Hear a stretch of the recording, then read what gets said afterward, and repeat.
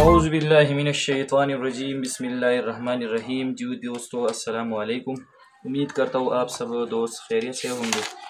जी दोस्तों, हमने exercise 2.1 start किया था क्लास 8 मैथ्स का, और इनमें हमने क्वेश्चन 5 तक ये क्वेश्चन सॉल्व भी किए थे। इसमें जो लास्ट क्वेश्चन है इस एक्सरसाइज का वो रह चुका था हमसे, तो आज इंशाल्लाह हम वो जो लास्ट क्वेश्चन है वो सॉल्व करेंगे। ठीक है, तो चलो चलते हैं। मैंने ये क्वेश्चन जो है क्वेश्चन नंबर 6 वाइट बोर्ड पर लिखा है, तो मैं आपको पहले क्वेश्चन समझा देता हूँ। इसमें लिखा है find if the following are terminating decimal or not without dividing, then verify your answer by division. हमसे ये पूछा गया है कि ये जो हमें जो फ्रैक्शन जो रेशनल नंबर हमें दिए गए हैं वो हमको मालूम करना है कि वो टर्मिनेटिंग डिसिमल है या नॉन टर्मिनेटिंग रिकरिंग डिसिमल है।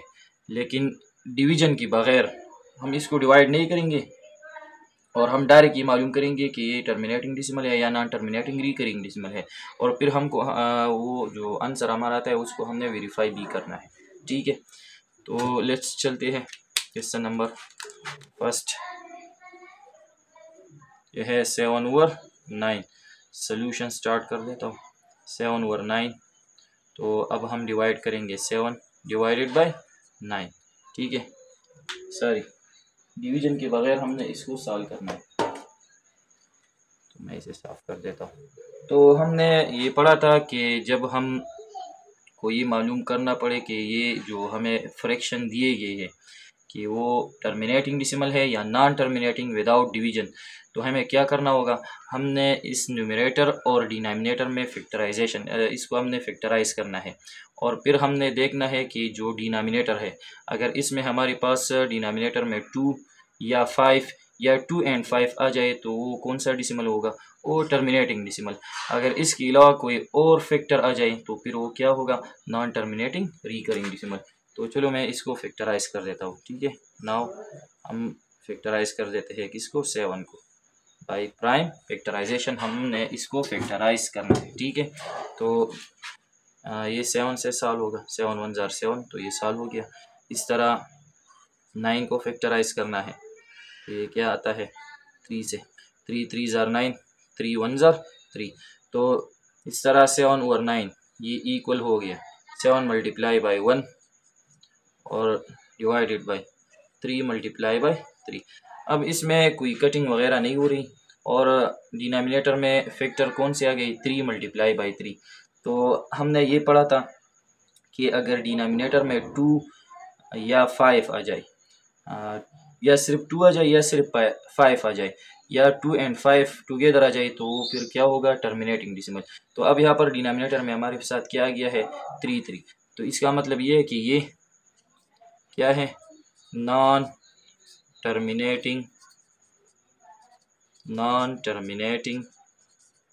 Recurring decimal. ये नॉन टर्मिनेटिंग होगा, लेकिन नॉन टर्मिनेटिंग के साथ ये कौन सा डिसिमल होगा, रिकरिंग भी होगा, क्योंकि हमने पढ़ा था जो फ्रैक्शन होते हैं वो तो नॉन टर्मिनेटिंग के साथ क्या होते हैं, रिकरिंग। तो अब हमने अपने आंसर को वेरीफाई करना है कि ये नॉन टर्मिनेटिंग और रिकरिंग डिसिमल है। ठीक है, तो चलो मैं इस यहाँ पर लिख देता हूँ, वेरिफिकेशन यहाँ पर कर देता हूँ। तो यहाँ पर मैं लिख देता हूँ वेरिफिकेशन। हमने इसको अब वेरीफाई करना है कि ये non terminating and recurring decimal है। ठीक है, तो वेरीफाई कर देता हूँ। 7 को डिवाइड करना है किससे, 9 से। अब ये 7 कम है, 9 से कम है, तो हम इसके साथ क्या लगाएंगे, 0। तो ऊपर हम क्या लगाएंगे, पॉइंट। अब 9 के टेबल में क्या लाने हैं, 70। तो 70 तो नहीं आ रहा, लेकिन हम क्या लगाएंगे, 9 8 जार 72 आता है, और 9 7 जार 63। अब हमने इसको सब्ट्रैक्ट करना है, तो यहाँ पर 1, तो ये 10 बनेगा, 10 माइनस 3 7, 6 माइनस 6 0 लगाने की ज़रूरत नहीं है। तो अब हम इसके साथ क्या लगाएंगे, फिर 0, 9 7 जार 63, फिर माइनस 7। अब यहाँ पर देखिए 7 रिमाइंडर आ रहा है, और हम इसके साथ क्या लगा रहे हैं, 0। तो वहाँ पर हमारा आंसर कुछ इस तरह आ गया। 0.777 एंड सो ऑन, और 0.7 बार, जो कि हमारा आंसर है। और हमने यहाँ पर पहले ही कहा था कि ये जो हमारा आंसर आएगा वो नॉन टर्मिनेटिंग रिकरिंग डिसिमल होगा। तो यहाँ पर हम देख सकते हैं कि ये जो आंसर आ रहा है वो नॉन टर्मिनेटिंग है। नॉन टर्मिनेटिंग का मतलब ये है कि पॉइंट के बाद इनफाइनाइट डिजिट आ रही है, और इसके साथ ये क्या है, रिकरिंग, मतलब इसमें रिपीटिशन आ रही है। तो ये था क्वेश्चन नंबर 1।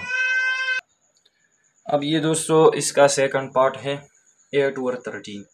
तो अब हम इसको फैक्टराइज करेंगे और इस तरह इसका डिनोमिनेटर देखेंगे कि इसके डिनोमिनेटर में 2 और 5 आ रही है या कोई और फैक्टर आ रही है। ठीक है, तो लेट्स फैक्टराइज करते हैं पहले 8 को। तो प्राइम नंबर से 2 4 ज़ार 8, 2 2 ज़ार 4, 2 1 ज़ार 2, इस तरह 13 को फैक्टराइज करते हैं। तो 13 तो प्राइम नंबर है, तो ये सिर्फ 13 से फैक्टराइज ही होगा। तो ये हमारा आंसर आ गया। तो अब हमने इसको इस तरह लिखना है, 8 और 13 ये बराबर है, इक्वल है 2 multiply by 2 multiply by 2 divided by 13 multiply by 1। अब ये डिनोमिनेटर को देखिए, डिनोमिनेटर में क्या आना चाहिए, 2 एंड 5। अगर 2 और 5 आ जाए या सिर्फ 2 या 5 आ जाए तो फिर क्या होगा, टर्मिनेटिंग डिसिमल। लेकिन यहाँ पर फैक्टर जो है वो न 2 है और न 5 है, बल्कि 13 आ रहा है। ठीक है, तो इसका मतलब ये होगा कि ये जो फ्रैक्शन है 8/13, ये कौन सा फ्रैक्शन होगा, नॉन टर्मिनेटिंग, पर मैं लिख देता हूँ, नॉन टर्मिनेटिंग रिकरिंग डिसिमल, ये नॉन टर्मिनेटिंग होगा। ठीक है, तो अब हमने इसको वेरीफाई करना है कि ये नॉन टर्मिनेटिंग रिकरिंग डिसिमल है। ठीक है, तो मैं यहाँ इसका वेरिफिकेशन कर रहा हूँ, वेरिफिकेशन।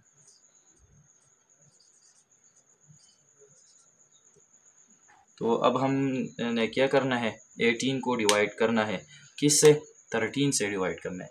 तो बहुत सिंपल है, 8 को डिवाइड करना है 13 से। तो यहाँ पर देखिए 8 कम है, तो इसके साथ हम क्या लगाएंगे, 0। तो 0 लगाने से ऊपर हम क्या लगाएंगे, पॉइंट।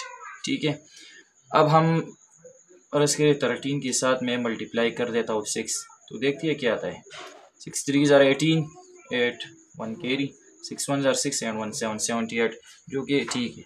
तो ये आ गया 6 और ये आ गया 78। अब हमने इसको माइनस करना है, तो 80 माइनस 78 क्या आ गया, 2। अब इसके साथ हम क्या लगाएंगे, 0। तो 13 1 ज़ार 13, 20 माइनस 13 क्या आता है, 7। के साथ फिर क्या लगाएंगे, 0। जब हमने 13 के साथ 6 मल्टीप्लाई किया तो 78 आता है। तो 78 इस पर ज़्यादा है, तो चलो मैं इससे क्या मल्टीप्लाई कर देता हूँ, 5 मल्टीप्लाई कर देता हूँ। 5 3 ज़ार 15, 5 1 कैरी, 5 1 ज़ार 5 एंड 1 6, तो क्या गया 65। तो क्या गया 65। तो अब हम इसको माइनस कर देते हैं, इससे क्या आता है, 5। अब हम इसके साथ फिर क्या लगाएंगे, 0। ये प्रोसेस हम कंटिन्यू करेंगे, क्योंकि हमने पहले यह कहा है कि ये क्या, इसका आंसर क्या आएगा, नॉन टर्मिनेटिंग रिकरिंग। तो ये तो नॉन टर्मिनेटिंग आ रहा है, लेकिन इसके साथ ये रिकरिंग होगा। तो अब हमने क्या करना है कि इसमें रिपीटिशन आ जाए तो फिर ये हमारा आंसर आ जाएगा। ठीक है, तो अब हम देखेंगे 13 के साथ अगर हम 4 मल्टीप्लाई करें तो देखते हैं क्या आता है। 4 3 ज़ार 12, 1 कैरी, 4 1 ज़ार 4 1 5 52, जो कि 50 से ज़्यादा है। तो 4 नहीं बल्कि हम क्या करेंगे, 13 के साथ हम 3 मल्टीप्लाई करेंगे। 3 3 ज़ार 9, 3 1 ज़ार 3, 39। ठीक है, 3, तो ये क्या आ गया 39। अब हमने इसको माइनस कर देना है, 0 माइनस 9 नहीं होता, तो यहाँ 1 10 10 माइनस 9 1, यहाँ पर 4 4 माइनस 3 1 11 आ गया। ठीक है, अब 11 कम है, इसके साथ हम क्या लगाएंगे, 0। तो ये क्या बन गया 110। तो यहाँ पर स्पेस नहीं है, मैं चलो यह कर देता हूँ 110 डिवाइडेड बाई 13। अब यहाँ पर देखिए, अगर हम 13 के साथ मल्टीप्लाई करें 8, तो देखिए देखते हैं क्या आता है। 8 3 ज़ार 24, 4 2 कैरी, 8 1 ज़ार 8, 9 10, तो किया गया 104, जो कि बिल्कुल ठीक है। तो मैं यहाँ पर लिख देता हूँ 8, आंसर क्या है 104। चलो अब इसको माइनस कर देते हैं, 0 से 4 नहीं हो रहा तो यहाँ पर 1, तो ये बनेगा 10, 10 माइनस 4 6, यहाँ पर 0, 0 माइनस 0 0, 1 माइनस 1 0, तो 0 लगाने की ज़रूरत नहीं है। अब ये 6 कम है तो इसके साथ हम फिर क्या लगाएंगे, 0 लगाएंगे, ठीक है। अब हमने 13 के साथ 4 मल्टीप्लाई किया था, इसका आंसर क्या आया था 52। अब हम इसको सब्ट्रैक्ट करेंगे तो 0 से 2 नहीं हो रहा तो यहाँ पर 1 10 बनेगा, 10 माइनस 2 8, यहाँ पर 5 माइनस 5 0। अब यहाँ पर रिमाइंडर हमारा आ गया 8। अब हम इसके साथ क्या लगाएंगे 0, जो कि ये 80 बनेगा, ठीक है।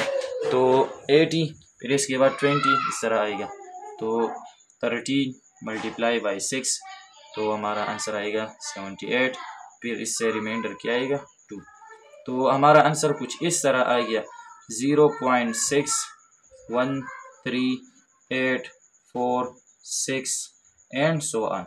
अब इसमें क्या आएगी रिपीटिशन, और ये हमने वेरीफाई किया कि हमारा आंसर क्या है, नॉन टर्मिनेटिंग रिकरिंग डेसिमल, जो कि हमने वेरीफाई किया, ठीक है। तो ये था इसका पार्ट 2।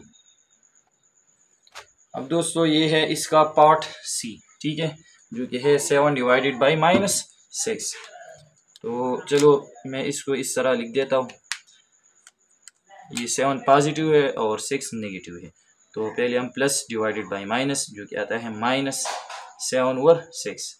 अब हमने इसको फैक्टराइज करना है, तो ये जो माइनस है ये अपनी जगह, और हमने 7 और 7 को फैक्टराइज करना है, तो 7 1 ज़ार 7 आता है। फिर इस तरह 6 को फैक्टराइज करना है, तो प्राइम नंबर से 2 3 ज़ार 6, 3 1 ज़ार 3, तो ये -7/6 इक्वल हो गया। तो यहाँ पर इसके साथ माइनस है तो हम माइनस लगाएंगे, -7 multiply by 1 divided by 2 multiply by 3। अब यहाँ पर रूल में हमने पढ़ा था कि डिनोमिनेटर में क्या आना चाहिए, 2 या सिर्फ 5 या 2 एंड 5। तो अब यहाँ पर देखिए इसके डिनोमिनेटर में 3 भी आ रहा है, ठीक है। तो इसका मतलब ये हुआ कि इसका ये जो फ्रैक्शन है ये क्या है, नॉन टर्मिनेटिंग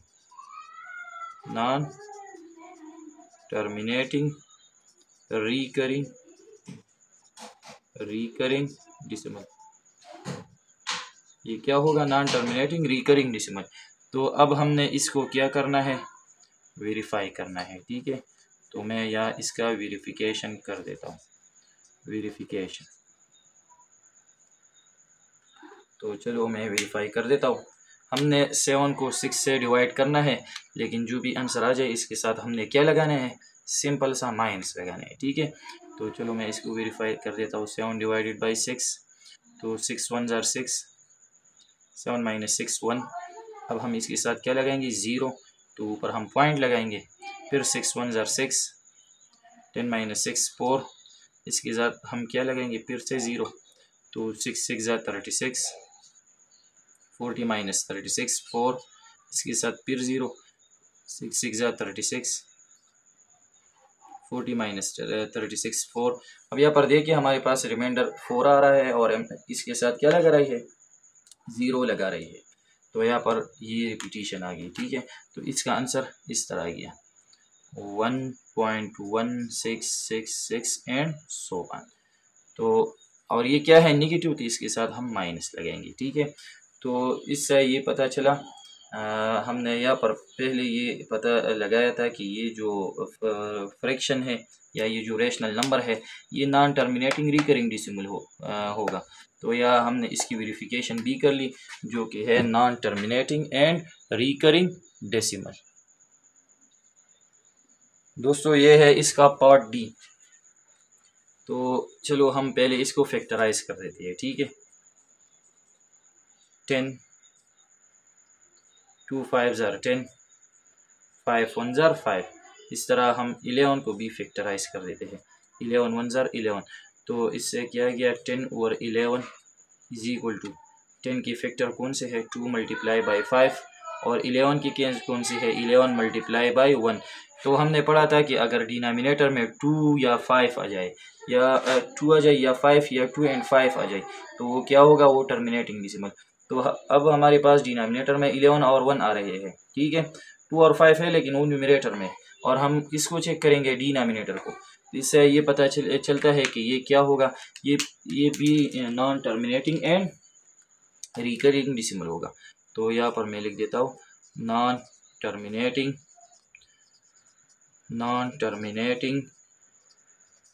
रिकरिंग डेसिमल, ठीक है।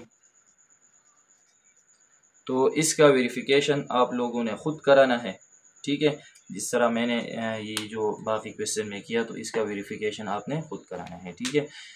अब हम चलते हैं इसका नेक्स्ट पार्ट जो कि है पार्ट ई।